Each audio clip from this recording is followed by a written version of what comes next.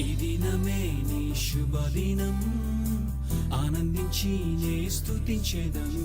భూమిపైన ఒక ప్రపంచనాన్ని, ఒక సాక్ష్యాన్ని, ఒక పేరును మనము నిలిపి మనము ఆయన యొద్దకు వెళ్ళాలి. హల్లెలూయా. దేవత దేవునికే మహిమ ఘనత ప్రభావాలు కలుగును గాక. అలాగున మనం చేయాలి అంటే ఈ భూమి మీద అసలు దేవుడు మనల్ని గూర్చి ఏమనుకుంటున్నాడు, మనల్ని గూర్చి ఏం ఆలోచిస్తున్నాడు, మన కొరకు ఏ ప్రణాళిక ఆయన కలిగి ఉన్నాడు అన్నది రక్షింపబడిన ప్రతి ఒక్కరూ తెలుసుకోవాలి. జస్ట్ ఏదో ఆయన రక్షించి అలాగా ఒక చోట పెట్టాడు అని కాదు.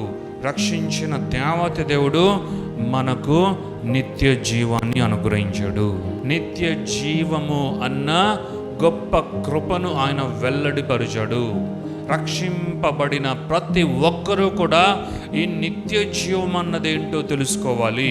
నిత్య జీవం అన్నది అనుభవించకుండా ఎవరు ఉండకూడదు, రక్షింపబడిన వారు. మరి నిత్య జీవం అన్నది పరలోకానికి వెళ్ళిన తరువాత మనము అనుభవించాలి అని కొంతమంది వాదిస్తూ, ఇంకొంతమంది అసలు నిత్య జీవం అంటే అది అంత ఆషామాషి కాదని కొంతమంది వాదిస్తూ, ఇలాగా దేవుని వాక్యాన్ని క్షుణ్ణంగా తెలుసుకోలేని, దర్శించలేని, గ్రహించలేని పరిస్థితిలో అనేక మంది ఉన్నారు. మనం కూడా ఒకసారి ఆలోచిద్దాం. నిత్య జీవము ఇచ్చినట్లు ఆయన అనుగ్రహించిన దేవుని వాక్యంలో ఉంది కదా, మనందరికీ తెలుసు కదా. మరి నిత్య జీవము పొందినట్లు ఆయన అనుగ్రహించిన అనగానే సింపుల్గా మన మైండ్లోకి, మన బ్రెయిన్లోకి ఏమని వస్తుంది? పరలోకం. అంతేనా? నిత్య జీవం అంటేనే పరలోకం. ఒక ఆల్టర్నేటివ్ వర్డ్ లాగా, ఒక పర్యాయ పదం లాగా వచ్చేస్తుంది. నిత్య జీవం అంటేనే పరలోకం. Everlasting life is nothing but heaven. ఎందుకంటే మన పితరులు, మన grand papas, grand daddies or grannies అందరూ కూడా మనకు ఇదే బాగా నూరి పోసారు. ఎందుకంటే వాళ్ళకి అదే తెలుసు. మన పితరులందరికీ అదే తెలుసు కాబట్టి అదే మనకు ఎక్కించారు. కానీ కాదు, దేవుని వాక్యము వేరే విధంగా చెప్తూ ఉంది. హల్లెలూయా. అందుకే దేవుని వాక్యాన్ని మనం గనక లోతుగా వెళితే, దేవుని వాక్యాన్ని చాలా జాగ్రత్తగా గమనిస్తే వాక్యం ఏం చెప్తుంది? దేవుడు లోకమును ఎంతగానో ప్రేమించి ఆయన అద్వితీయ కుమారుడుగా ఉన్న యేసయ్యను మనకు అనుగ్రహించాడు. యేసయ్యను ఈ భూమి మీదకి పంపించాడు. మరి యేసయ్యనందు ఎందరైతే విశ్వాసం ఉంచారో వారందరూ నశించకుండా ఉండేలాగున దేవుడు చేశాడు. మరి నశించకుండా ఉండేలాగున చేయడము ఒకటే సరిపోతుందా? అక్కడితోనే ఆగిపోయింది క్రైస్తవ్యం. అక్కడితోనే అనేక మంది విశ్వాసులు ఆగిపోయారు. లేదు, దాని తర్వాత ఒక ప్రాముఖ్యమైనది ఉంది. నశించరు గాని నిత్య జీవము పొందెదరు. హల్లెలూయా. ఏమంటుంది వాక్యము? For God so loved the world that he gave his begotten son Jesus Christ, that whoever believes in him shall not perish. Full stop. Andana?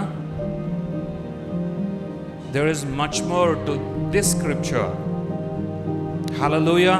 And whoever believes in Christ Jesus shall not perish but have everlasting life.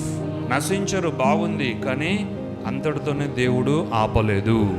నశించరు కానీ నిత్య జీవమును బహుమానమును పొందెదరు. నిత్య జీవమును అనుభవిస్తారు అని దేవుని వాక్యం సెలవిస్తుంది. Hallelujah. This is something which has been misunderstood by the body of Christ and deeply misapplied by the believers. So విశ్వాసులంతా దీన్ని ఇంకా గ్రహించలేని స్థితిలో, ప్రపంచవ్యాప్తంగా ఎక్కువ మంది దీన్ని గ్రహించలేని స్థితిలో ఉన్నారు. వారికి తెలిసిందల్లా మనము మన పాపములు ఇక్కడ క్షమింపబడతాయి భూమి మీద, తరువాత మనము పరలోకానికి వెళ్తాము. నిత్య జీవం అంటే పరలోకమే. పరలోకానికి వెళ్తాము. అక్కడ ఏముంటుంది? పరలోకానికి వెళ్ళిన తర్వాత ఏముంటుంది అంటే, మనం థింగ్స్ కోసం పరలోకానికి వెళ్దామా? చెప్పండి, ఆలోచించండి ఒకసారి. నేను ఇది మెడిటేట్ చేస్తూ ఉండే దిమ్మ తిరిగే ఒక రెఫ్లెక్షన్, ఒక థాట్ నా మైండ్లో ఏమొచ్చిందంటే, even heaven is nothing when it is compared with God almighty. పరలోకము కూడా అవసరం లేదు, దేవుడు ఉంటే చాలు. అది ఆయన ఉండు చోటు, అంతేకాని పరలోకము దేవునికి సమానము కాదు. మనకు కావలసింది మన దేవుడు, కానీ పరలోకము అందులో ఉన్న కొన్ని ఫెసిలిటీస్, అందులో ఉన్న కొన్ని వైభవాలు, కొన్ని వస్తువులు, కొన్ని బిరుదులు, మనకు గిఫ్ట్స్, అవి ఇవి కాదు. అర్థమవుతుందా? సరే, ఈ వాక్యాన్ని మనం ధ్యానిద్దాం. జీవగ్రంథమైన బైబిల్లో నుండి అపోస్తులైన యోహాను రాసిన యోహాను సువార్త 3వ అధ్యాయము 16వ వచనంలో ఏముంది? Gospel John chapter 3 verse 16. For God so loved the world that he gave his only begotten son, that whosoever believeth in him should not perish but have everlasting life. పైన కూడా మనకుంటుంది, 15లో కూడా అదే ఉంటుంది. That whosoever believeth in him should not perish but have eternal life. దేవుడు లోకమును ఎంతో ప్రేమించును కాగా ఆయన తన అద్వితీయ కుమారునిగా, అనగా మన యేసయ్య, యేసుక్రీస్తు, మరి అద్వితీయ కుమారునిగా పుట్టిన యేసయ్యనందు విశ్వాసముంచు ప్రతి వాడును నశింపక నిత్య జీవం పొందినట్లు ఆయనను అనుగ్రహించును. హల్లెలూయా. దేవాతి దేవునికి మహిమ, ఘనత, ప్రభావాలు కలుగును గాక. ఇప్పుడు రక్షించిన ఎవరినైనా సరే దేవుడు ఒక గొప్ప ఉద్దేశంతో ఆయన రక్షించాడు. అయితే వాక్యములో ఉన్నట్లుగా కేవలము నశించకుండా మనం ఉంటే చాలు అనుకొని దేవుడు యేసుక్రీస్తును పంపించలేదు. యేసుక్రీస్తు ఈ భూమి మీదకి వచ్చి తను చేసిన సమస్తమును కూడా కేవలం నశించకుండా ఉంటే మనము సరిపోతుంది అనడానికి యేసయ్య చేయలేదు. యేసుక్రీస్తు ఈ భూమి మీదకి వచ్చాడు, అది నిజమే. ఈ భూమి మీదకి వచ్చి యేసయ్య తన ప్రాణాన్ని పెట్టాడు, అది నిజమే.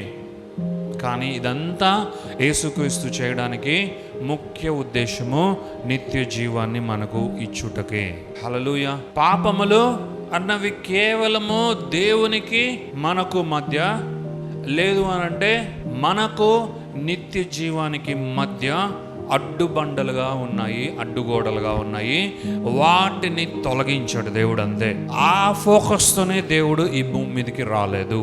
It's something very simple to God. Hallelujah. పాపములను చాలా సింపుల్ గా ఆయన అనుకున్నాడు, సింపుల్ గానే డీల్ చేశాడు. It's not the very object that Jesus came on to this earth. It's as simple as that.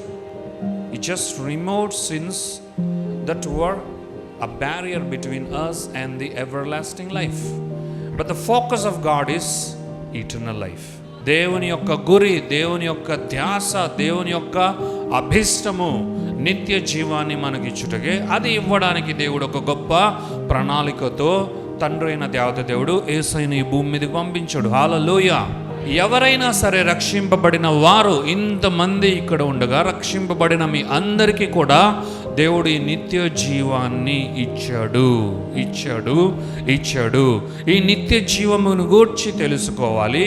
ఇది ఎంత ప్రాముఖ్యమైందో తెలుసుకొని దీనిని మన జీవితంలో మనము అనుభవించాలి. ఇది అసలు మనకుందా లేదా అంటే ఇదే మనకుంది. రక్షింపబడిన వారికి ఏముంది? ఇదే ఉంది. మిగిలినవన్నీ తర్వాత ఇదే ఉంది. సరే, పాపముల కొరకు యేసయ్య చనిపోలేదా? పాపముల కొరకు యేసయ్య భూమి మీదకి రాలేదంటే దాని కొరకు కూడా. కానీ అది కాదు ఆయన ప్రాముఖ్యమైన శిలువ కార్యము, జీవ కార్యము. అది కాదు, ఇదే నిత్య జీవమే అత్యంత ప్రాముఖ్యమైనది. నిత్య జీవం కొరకే. హల్లెలూయా. అందుకే దేవుడు ఇంగ్లీష్లో కనుక చూస్తే హ్యావ్ ఎవర్ లాస్టింగ్ లైఫ్ అని ఉంది, కానీ will be having ever lasting life అని లేదు. హల్లెలూయా. కాబట్టి దేవుడు చాలా క్లియర్గా ఇస్తే మనుషులే దీన్ని అర్థం చేసుకోలేకపోతున్నారు. దేవుడు స్పష్టంగా నిత్య జీవమును గూర్చి ఆయన వాక్యంలో రాయించి పెట్టాడు. ఎంతో గొప్పగా ఆయన వండర్ఫుల్ వేలో రాయించి పెట్టాడు. The real purpose of Jesus coming to this earth is to give us eternal life, and we need to focus on the eternal life, and we need to see that whether or not we have received this eternal life or everlasting life. ఈ రెండు కూడా అది మనం John chapter 3 verse 16 మాత్రమే చూస్తే ever lasting life అని ఉంటుంది, అంటే ఇంగ్లీష్లో. మరి ఇటర్నల్ లైఫ్ అన్నది అది స్పెషల్గా ఒక స్క్రిప్చర్లో దేవుడు దాన్ని వ్రాసి పెట్టాడు. అయితే చాలామందికి తెలియదు ఏంటంటే దీనికి ముందే దేవుడు ఇటర్నల్ లైఫ్ అని రాసి ఉంచాడు. దీని పైన స్క్రిప్చర్లోనే దేవుడు ఇటర్నల్ లైఫ్తో ప్రారంభించి అందరికీ అర్థమయ్యేలాగున మరలా 16లో ఆయన ఎవర్ లాస్టింగ్ లైఫ్ అని వ్రాయించి పెట్టాడు. దేవత దేవునికి మహిమ ఘనత ప్రభావాలు కలుగునుగాక. హల్లెలూయా, హల్లెలూయా. మరి పరలోకము నిత్య జీవం అంటే పరలోకమును గురించి చెప్పట్లేదు. పరలోకం కాదు నిత్య జీవం అంటే. Now Jesus was praying a special prayer before he was facing crucifixion. ఆయన తన్ను తాను అప్పగించుకుంటాడు అన్న ముందు రాత్రి యేసయ్య ప్రార్థిస్తూ ఉన్నాడు. హల్లెలూయా. ఎక్కడున్నది? జాన్ చాప్టర్ 17:3లో ఉంది.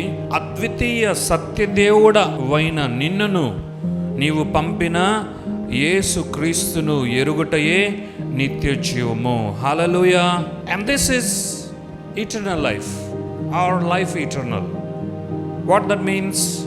That they might know the the only true God, or the begotten God, and Jesus Christ whom thou hast sent. యేసు క్రీస్తు ప్రార్థనలోనే వాక్యం, ప్రార్థనలోనే మనకు దేవత దేవుడు అనుగ్రహించిన గొప్ప సందేశం. హల్లెలూయా. సో కాబట్టి the true gospel is not that we won't perish.